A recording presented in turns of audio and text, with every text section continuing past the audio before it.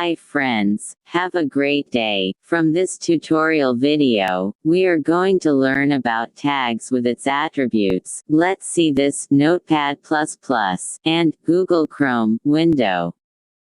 Heading will be in full of capital letters in first line in head tag, and then H1 tags is inserted. After that H2 tags is inserted, then H3 tags is inserted, and then finally AP tag.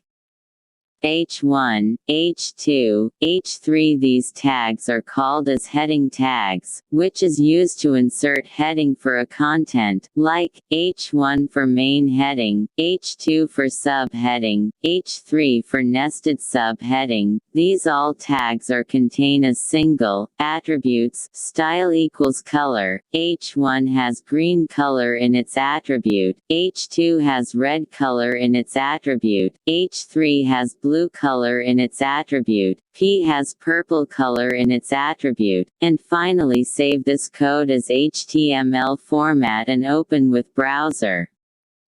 Then only you have this results like you see in this video. Thank you for watching. Don't forget to press subscribe button and bell icon too. See you in next video. Love you guys.